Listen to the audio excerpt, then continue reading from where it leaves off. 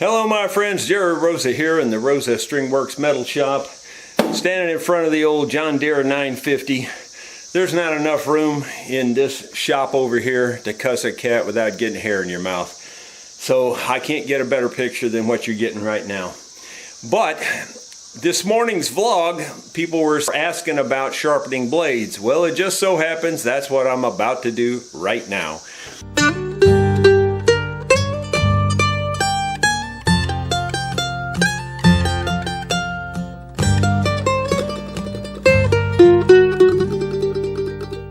If you can see back here, we have a Woods finish mower on, and it has some fairly large blades. This would be one of those blades, and I'm going to sharpen these. These are a little heavier than your average lawnmower blade, though not crazy heavy compared to, say, a commercial lawnmower. They're a little heavier than even that, but not too bad.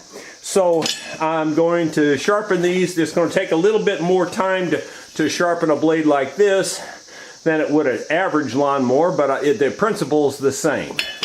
You might be able to see that I've got a double wheel grinder here. One wheel generally is a rough grit, and the other one is a fine grit. This is the fine grit over here. This is your rough grit, and this is typically all you need for your lawnmower. And I do have a shelf on here, and that is helpful. You don't absolutely have to have a shelf to do what I'm about to show you, but the shelf just makes it a whole lot easier. For years, I never had a shelf on a grinder. It was a wall grinder, and there was no shelf on it at all, and I just held them there and did this grind that I'm going to show you.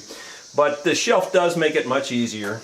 The idea is that I'm going to grind this in one single grind all the way across, and I'm going to watch that there's just a very minute amount of spark coming across the back.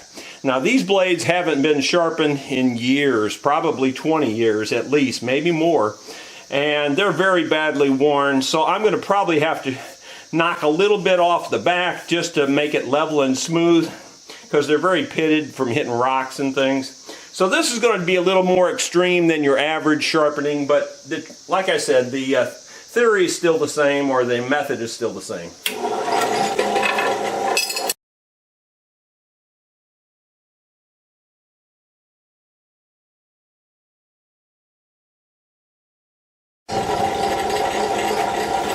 You can probably see there how it's one long hollow grind. There's not multiple grindings in there, it's just one long hollow grind. That's what you're looking for. And of course, you know, you can see how it's chewed up here where the rocks have been hitting it. So I'm going to have to do a lot more work on this, but that's the concept, is get one long hollow grind.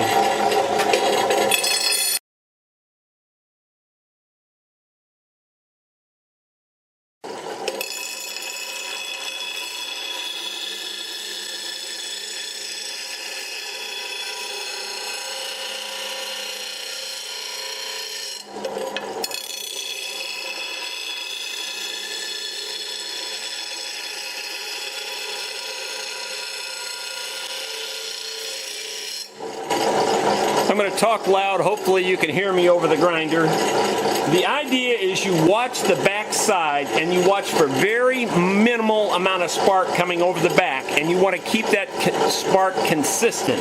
Now right now that's not consistent because it's not smooth and it's real rough on this back side. I'm going to smooth out this back side real quick.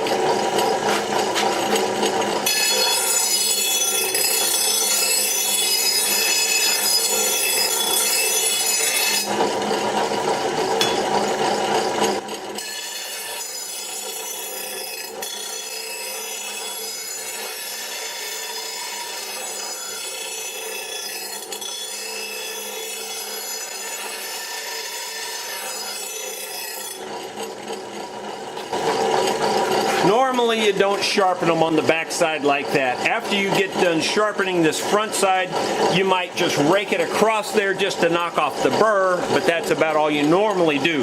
This is much worst case scenario, so that's why I'm doing that.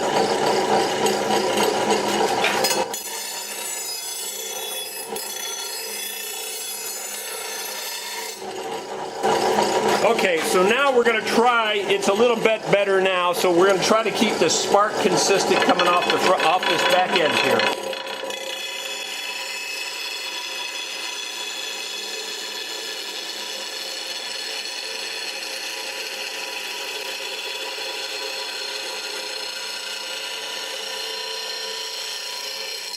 That should be a perfect grind. Let's see.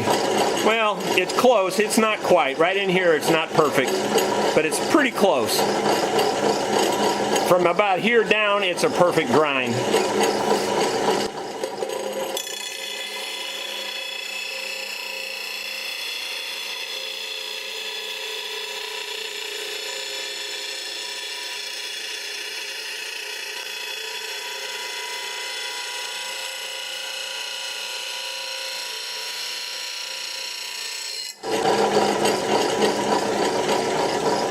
That's pretty close. Again, right up there, there's not perfect, but otherwise it is pretty perfect all the way.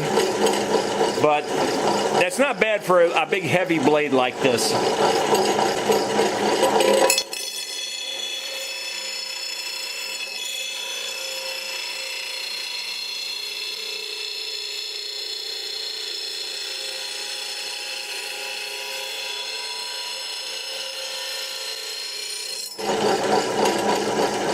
That's pretty good, but this one needs some more because of this broken out area.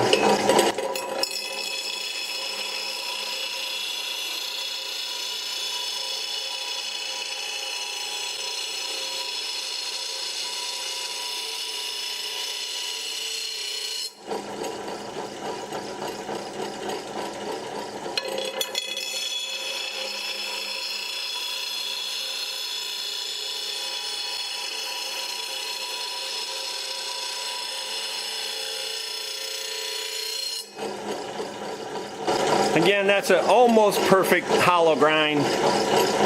The reason you call it hollow grind is because this grind matches the curvature of the wheel. And it's just one continual curvature.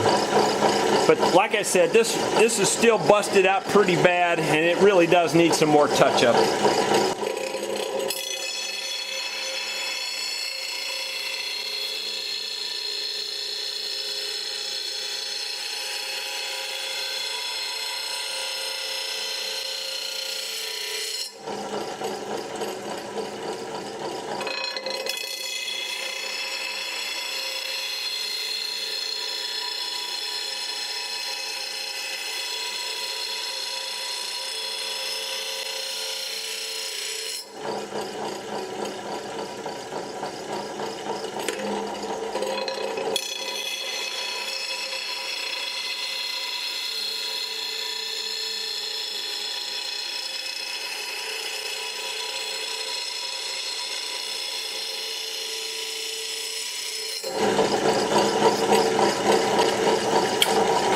Okay, that's a pretty good sharpening. I went ahead and sharpened the whole area, this whole length, because that's what had been sharpened in the past. Quite honestly, only the last 4 to 5 inches actually makes contact.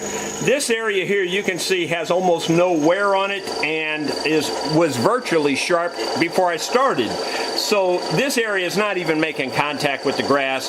This area right about here where you see this bend, that's the area that's actually making contact with the grass. And the reason for that is, as the blade goes into the grass, it's only the front edge that's actually coming around and making contact. It spins so fast that the whole blade doesn't really contact the grass, just this front edge. And that's why all the wear and everything is always on the end of the blade. Now that I've got it relatively sharp, I'm going to do the next most important step. So we'll step over to the workbench and I'll show you what that step is. Okay, once you've got it relatively sharp, then the next most important thing is to balance the blade.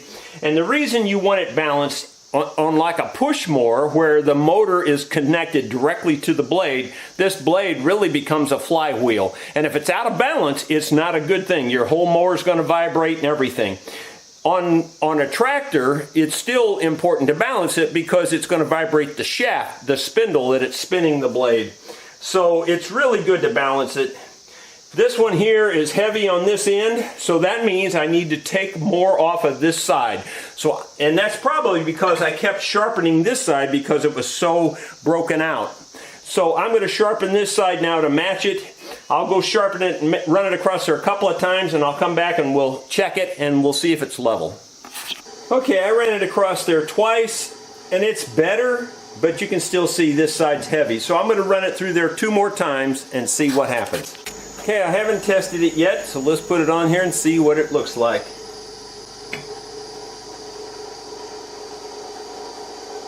It's still just a fraction heavy on this side, but boy, it's very close. I'll run it through there one more time and see if that helps.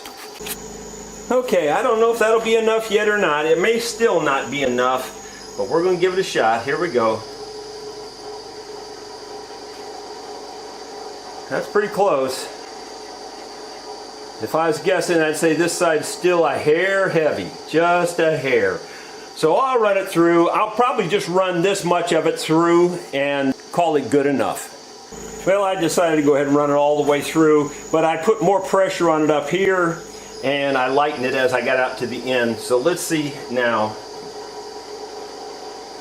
Well, that's just about perfect there. Yeah, that's just about perfect right there. That's about as close as you'll get one. I think that's all I'm going to show you. It's not a bad idea to run it across the grinder, you know, just to knock off the burr. But quite honestly, you can take a flat file and just do that, and you're really probably better off just knocking off that burr with a flat file. I'll put a equivalent balancer, blade balancer like this on my products I use page on my website. So I'm going to call that good for this video. I hope you've enjoyed it. I hope you learned something. Thank you very much for watching. If you would, please click that thumbs up. And if you haven't yet done it, how about subscribing as well? We'll see you on the very next video. Thank you so much.